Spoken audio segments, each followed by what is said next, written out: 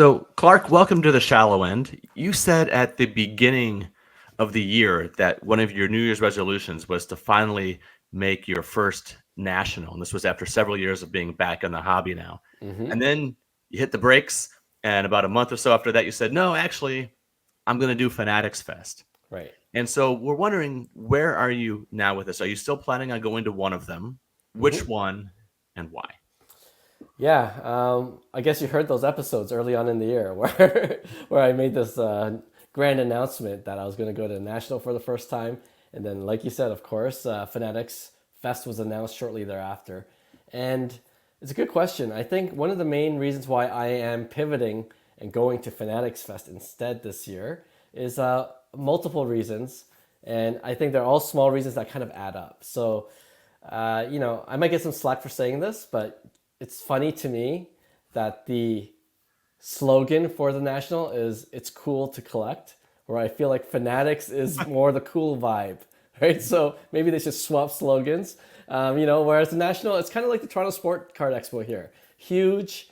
You got your old school heads, you got your few newer dealers. So I imagine that would be what the national is about, except four, five, six times bigger, right? So, and then I've been seeing these posts about the national where a lot of these old school dealers sublease their spots, and that's been an issue. And I feel like I'm on the side where they shouldn't be allowed to do that. Get some new dealers in, and on the other side of things, I've heard from a couple of dealers that are going to set up in Fanatics Fest that there was a process to get in. So they're very picky about who they selected for this first one, at least.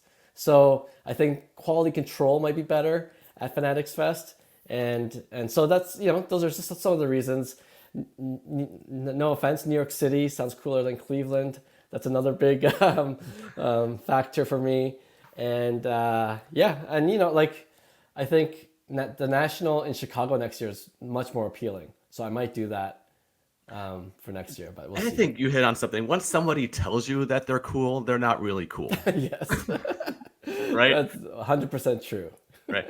And what happened with the dealers? It sounds like they hit right in the worst possible scenario in the middle, Hmm. where they still sort of have the old heads, the old vintage dealers Yeah, who are now not allowed to sell off their booths, which means they have to come, which means right. you won't have any of the more exciting new inventory Hmm. that some of the younger people want.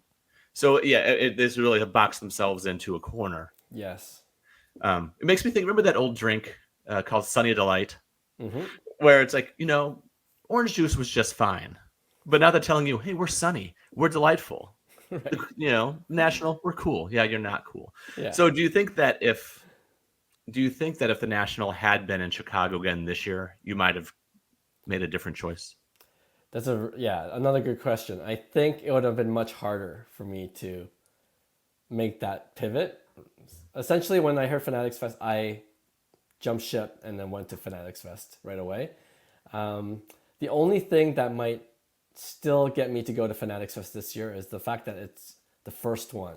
And I feel like Fanatics will, will go all out for this first one. They want to make a good impression. So I have, pretty high expectations of FanFest and just a bigger, greater excitement level.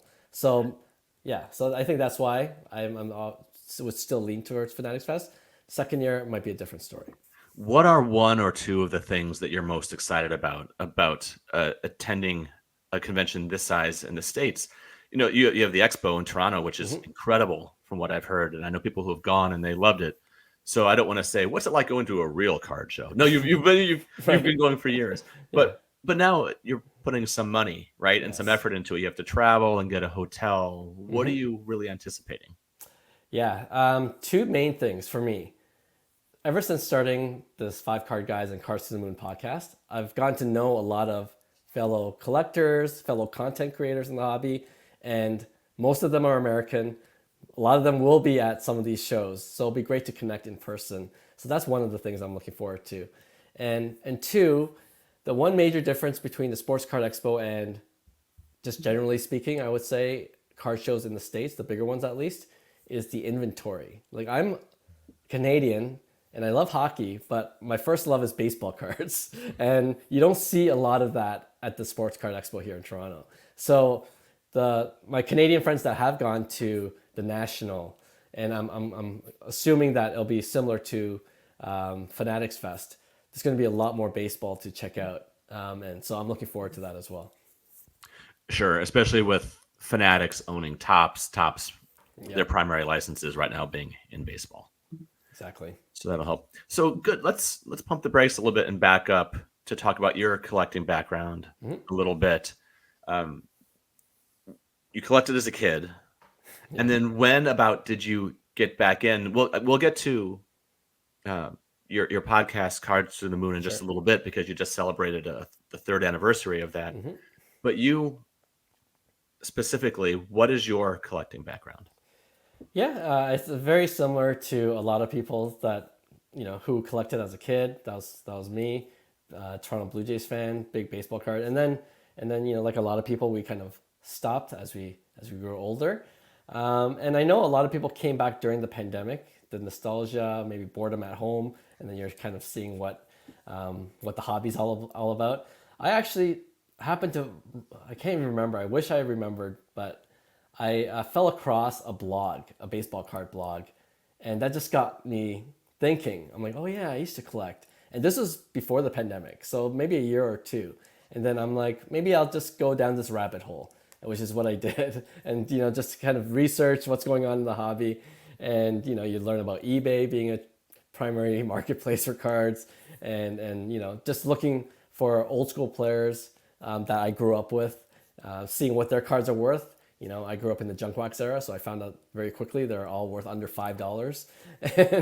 And then you learn about how the hobby has grown in the more recent years. So that interested me. So I started a blog called fivecardguys.com as well, where I just talked about different rookie cards I was chasing or that I really hope to have in my collection, and that's kind of where it started. And the name Five Card Guys is that I actually started with four of my friends. So there was five of us at one point, and hence the name. And one of my friends thought it would be funny to call it Five Card Guys because it sounds like Five Guys burgers, and we just kept it. We couldn't think of anything better. So that's the story behind the name. But those four guys eventually left. Like a lot of people, that came into the hobby, they found other interests. But for me, it just became a growing obsession, I guess.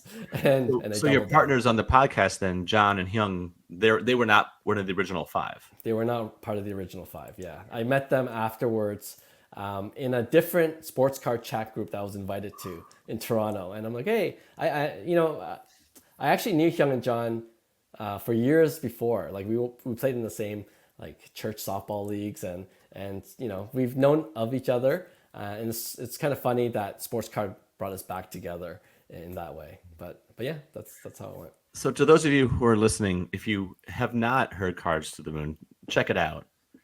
But one thing that's been so appealing, there are a couple of things that stand out. One is it's consistent. Like you're there every Tuesday. It drops every other Friday. There's another episode. You play games. The little sounds are the same. Right. And the people, for the most part, are the same. And, you have other jobs, and sometimes John has to go off to work or Young has to go off somewhere. But you're consistent and you're there, and it's fun. But there's also a tremendous chemistry. How did the three of you decide in early June of 21 that you decided you wanted to take your collecting and your fandom to a different level and start the podcast? Yeah, no, it's kind of cool how it started because it's really was so natural for us. And like I mentioned, we were in this WhatsApp chat group about sports cards, and we were chatting about it anyways. And it's like every day or every other day, hey, it's like, hey, did you check out this card? And go on eBay. Here's the eBay link. Go check this out. And we talked about hobby news and things like that. And I think Hyung was the one that mentioned, we should start a podcast. So we talk about it anyways. Maybe we should just record ourselves and see how it goes. And that's kind of the genesis of Cards to the Moon. And I think it helps too that we've known each other, like I mentioned just before, that we were friends before. So they're, we love to hear that when people listen to our podcast, they say there is a certain chemistry.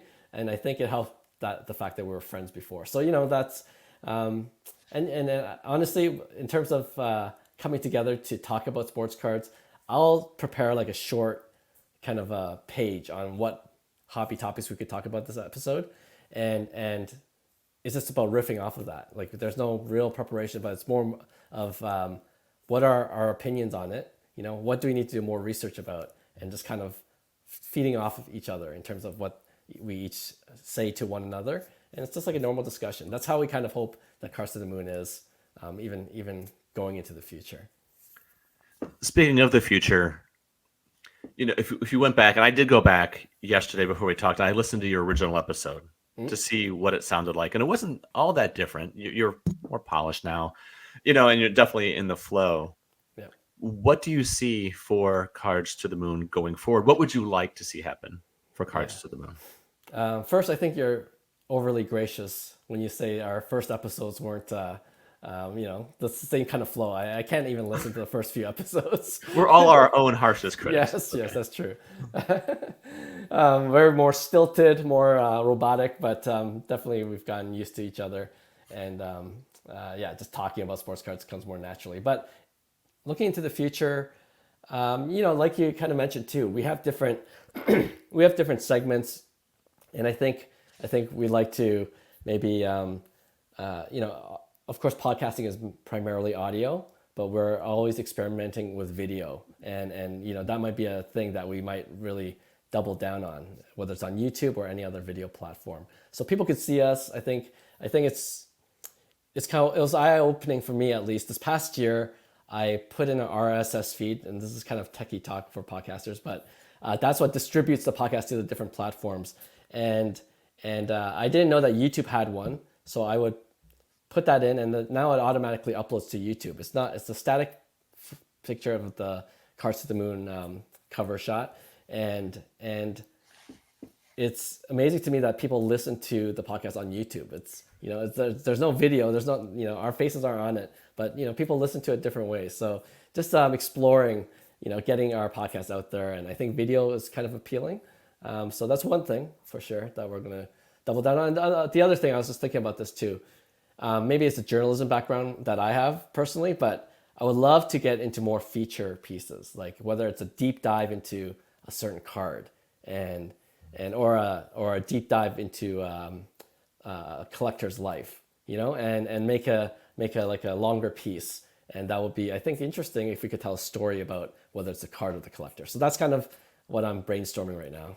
I love that, and I hope that you can do that. I've thought the same thing, and what I've thought about is the chase. Like, I'd like to talk to someone about somebody who had a 2-year chase for just one card, and why they first wanted it, how does it fit into their PC in some way, the dead ends they hit, the frustrations, and then finally the acquisition. I think that would be, because we can all relate to that, regardless of the cost of the card, because sometimes somebody's trying to build an obscure set, and it might be some common player, but the card is out of 12 or something like that. And I think we like to hear those types of stories. That'd be a great story. Yeah, for sure.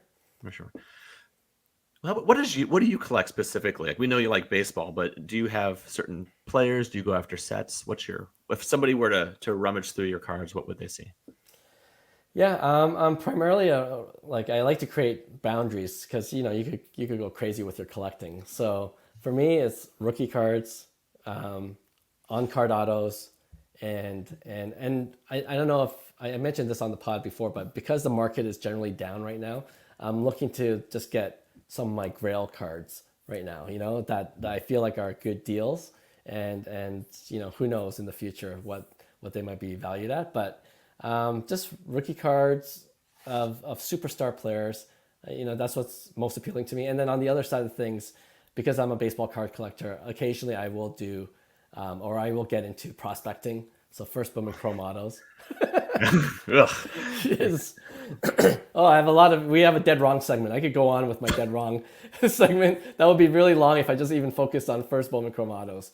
Yeah. But maybe it's because I'm a huge baseball fan too. So, you like cheering for some of the guys. And obviously it's Major League Baseball is a really hard league to break through, and not everyone's going to be a superstar, but there's some invested interest in it when I collect the first Bowman Chrome autos. So that's two sides of the spectrum, I guess. Right. And even if someone does break through and has a borderline Hall of Fame career, somebody like Paul Goldschmidt, who, when we talk Yes. about him 20 years from now, we will talk with him with reverence and being this great player and an MVP. His cards aren't worth anything. So sometimes what's happening in real life doesn't translate to what is Sure. happening in the hobby. That's absolutely true. And that's what we've learned too in the hobby. Like you try to explain to people that are coming into the hobby. Some of my friends are getting curious and they think it's just, oh, this player has great stats. And you have to explain like, yeah, but they don't have a big fan base for whatever reason. Maybe they're boring, maybe they're just not interesting at all. And that impacts the value of their cards too, right? But they were 23 instead of 19 when they came up, and Right. forget it. They'll never get to 600 Yeah, home they're runs. too old. They're Yeah. too old. They might as well just jump off a bridge. Yeah. Right. Yeah.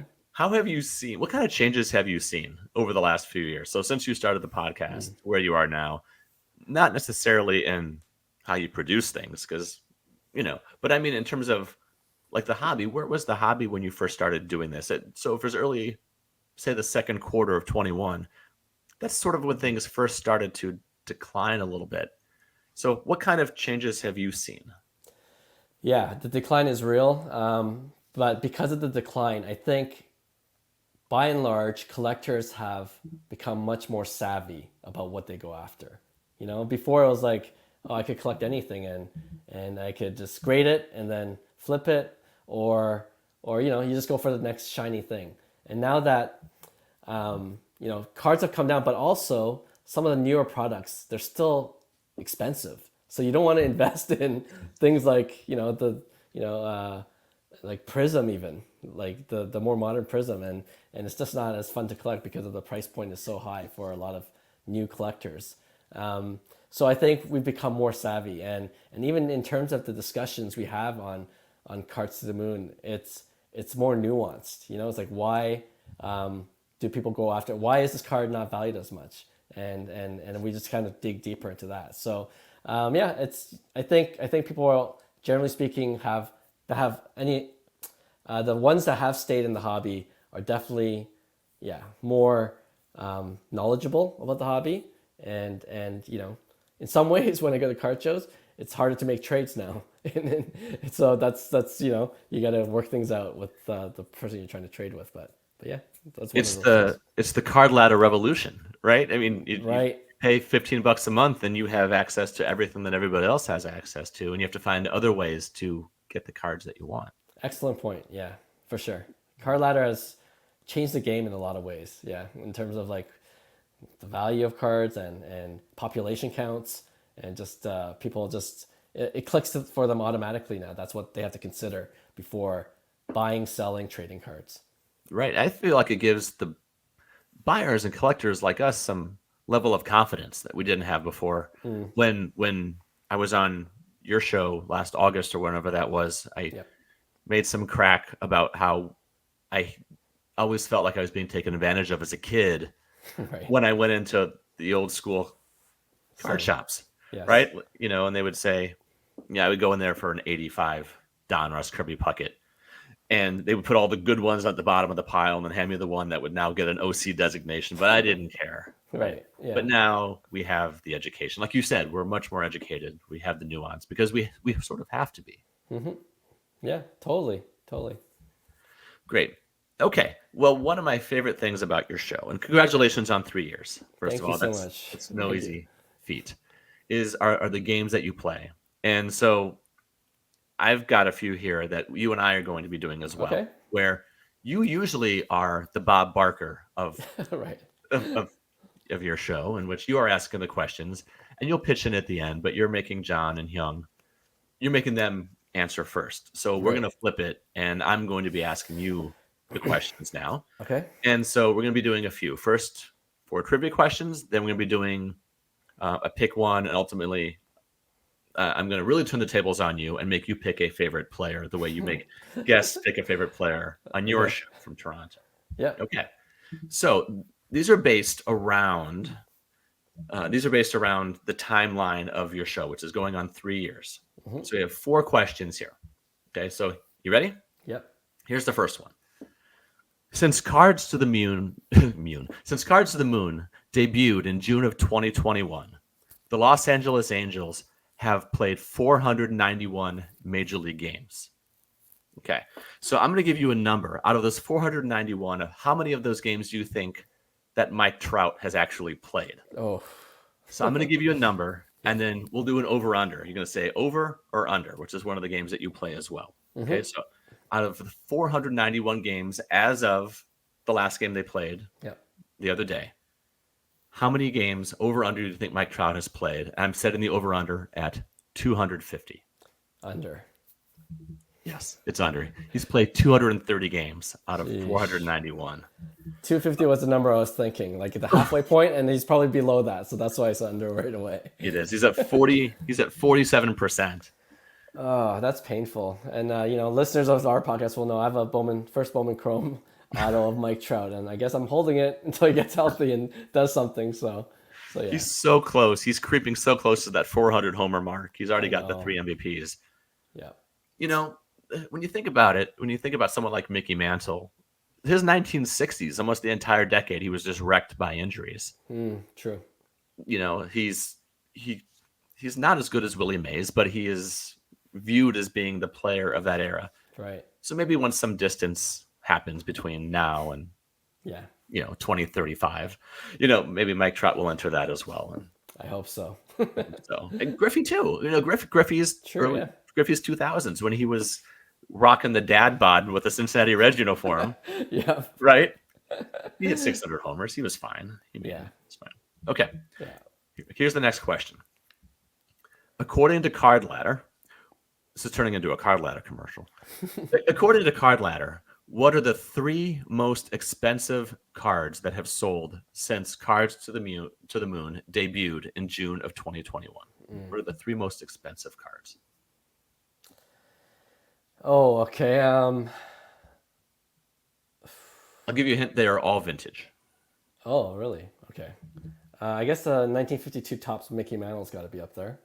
Yep, that's number 1. The SGC 9? 9.5, the one that went for $12.6 million, is the highest one. Yep.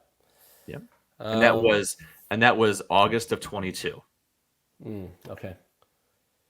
I feel like there's a Babe Ruth, the Baltimore News card. Exactly, that's number 3.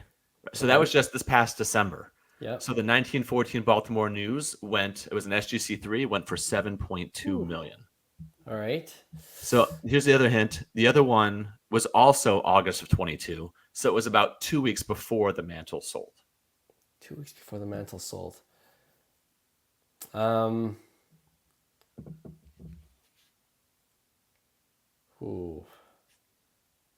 want to say, I think I'm wrong with this, but Roberto Clemente. Did he have a high end sale? He did, but it was not that one. Okay. It was not that one. It was a Hannes Wagner. Oh, that's T206 Wagner SGC2 went for 7.25 million. That was not the one that was ripped in half a year later. Right. It's still sold for Okay. point something. So that's crazy. Good. Yeah, you nailed 2 of the 3. Okay, yeah. When I do this when I do this with John and Hyung, they're always nervous because they're like, and I'm kind of nervous too because I don't know if I'll know the answers, but all right, I seem to be doing okay. I'll never forget when you had Denny's cards, when you had Denny on yours, and he ran the table, didn't he? He did 5 for 5. It was incredible what he did. That was funny, yeah. Okay, third one. There's 4. This is the third one. Mm-hmm. I listened to this yesterday, so this is how I know. In the very first episode of Cards to the Moon, a major hobby event took place in real time while you, Hyung, and John were recording. We know this because Hyung actually mentions it, and he says, this just happened. So I'm presuming he saw it on Twitter or maybe somebody texted him. So multiple choice. What was the hobby event that took place during your recording of your very first episode? And here are the 4. Was it A, Vegas Dave burning a Michael Jordan rookie? B, Whatnot making its offer of the Lamborghini for whoever pulled the LeBron triple logo man? C, BGS halting all grading submissions? Or D, Fanatics announcing it would be acquiring Topps? Oh, when did that happen? So this is the first episode of Cards to the Moon? Yeah, and you guys are just chatting and you're talking about something, and Young goes, "Oh wait, blah blah blah just happened," and you're like, "Oh okay." You're like, you could tell he had his phone on in the middle of all your recording, right? Yeah. And then it was one of those things, right? So it was either Vegas Dave burning the Jordan rookie, Whatnot offering a Lamborghini for whoever pulls the triple logo man, BGS halting all submissions, or Fanatics announcing it would be acquiring Tops. I'm leaning towards. I think what would have really got our attention at that time um, is the Fanatics news that is acquiring Tops, but I can't remember if that was after 2021. So I'm gonna go with my gut. Fanatics acquiring Tops. Sorry, that did happen later on. Ah, I knew Yeah, it. it was BGS halting grading, and Really? you're having a discussion about how PCA was so completely backed up, Right. and it didn't matter how much you could make on flipping quick, because if you sent something in for the grade, it was going to be months before It's you got coming it back back, to me. Yeah. right? And then Young goes, "Oh, they just stopped. BGS stopped too," and now so BGS was also out at that point as well. Jeez. And then and SGC was not even part of the discussion at that point. That's right. This Yeah. PSA or BGS. BGS. So Yeah. good.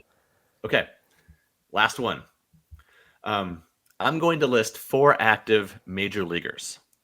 According to Card Ladder, the indexes on 3 of these players have gone up since your show came on the air, while just one of them has gone down.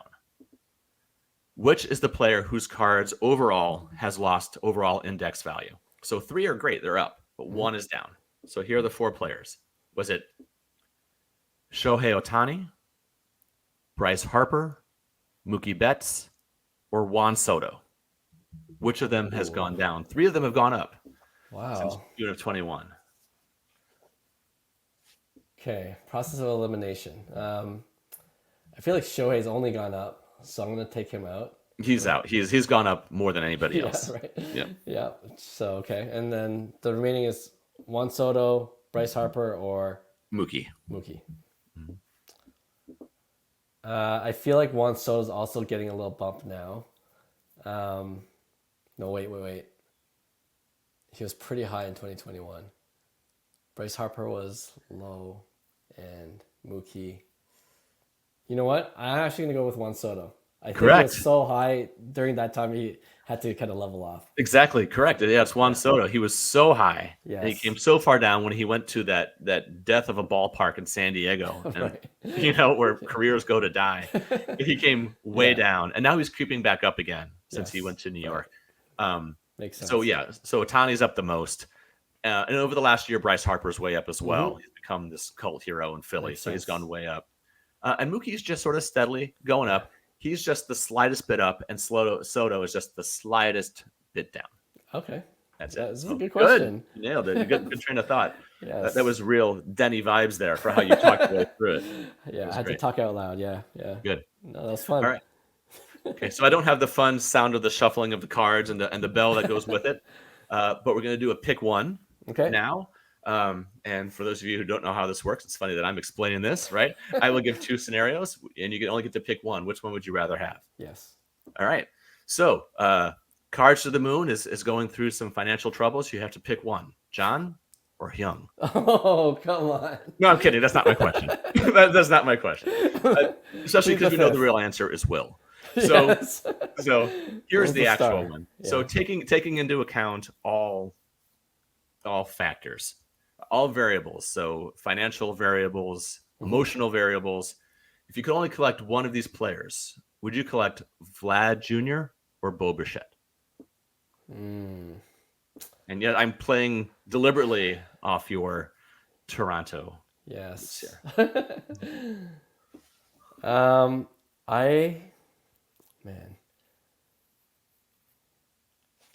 I think I would have to go Vladdy. Just because, and I've had his card. I sold his card. Now, ironically, I have a Boba Fett card and I still have it. But it's one of those things where if I'm going to hold for a while, who's the more fun player to watch? And Vladdy's a jokester, and I think he still has power, and he's more of the complete package to me anyway. So So Vladdy, although it's very frustrating to watch my Blue Jays right now, but Vladdy is yeah, someone I would buy the a uniform like the jersey.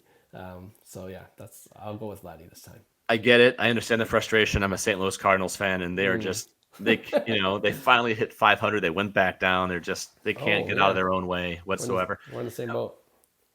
And Bo Bichette seems like one of those guys.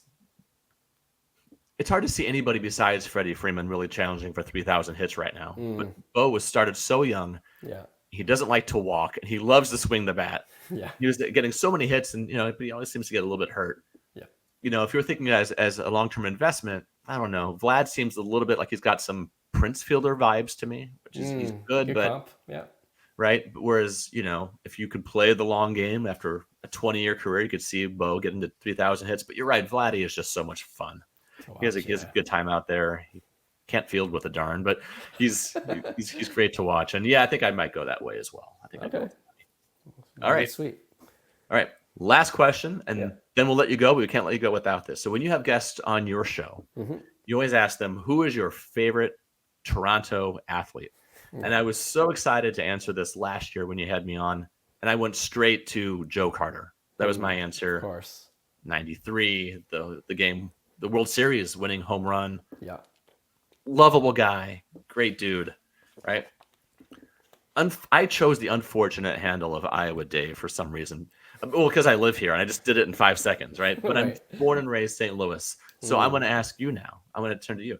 Yep. Who is your favorite St. Louis athlete? Yeah, this one is easy for me because obviously baseball is what I gravitate to. And when I think St. Louis Cardinals, especially in my era when I watch baseball, it's got to be Albert Pujols. Yeah. Albert Pujols is the man. And we talked about Trout earlier, and career longevity is also kind of a skill to me. And Pujols has been amazing in terms of just, of course he has had some injuries along the way, but, over 100 WAR, like that speaks to his longevity and just a storybook ending. Like I love that he came back to St. Louis one last time and then, chased down the home run record. Like it was a perfect, it should be a sports movie in the future. The career and life of Albert Pujols. So yeah, Albert Pujols he's the guy for me for St. Louis. Congratulations, you win the game. He was the right answer. That was exactly it. He was the only choice, yes. And if he hadn't come back to St. Louis, he just would have been some guy who chased the money and was gone and left Yeah. St. Louis fans bitter. But as soon as he hit the All-Star break in 22 and did the home run derby, Yeah. and he starts blasting home runs and he's panting and he's sweating because he's 40, Right. allegedly only 42 years old at that Yeah. point. Right. But everyone's loving him. They're toweling him down and they're hugging Yeah. him. And then he just goes on that big rip in the second Yeah. half and crosses the 700 home run threshold. And yep, that did it. That brought people back to him in the hobby for sure. Yeah, absolutely. It wasn't just, I was going to say, it wasn't just St. Louis fans. It was like everyone that enjoyed baseball was cheering for Albert Pujols at that point. So yeah, it was an awesome story. Okay. Clark, thank you so much for your time. Thank you for coming on. And thank you for all that you have taught me. When I got back into the hobby, I was listening to you and your friends talk, and I learned a lot. So thank you for all that you do with that. Just tell the listeners where they can find and on what days and when they can find Cards to the Moon.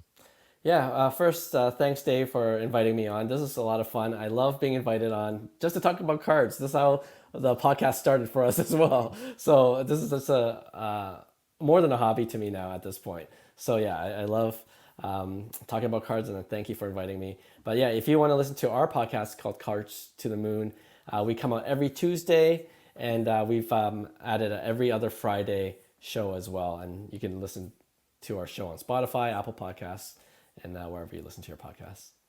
Clark, thank you so much. Thank you.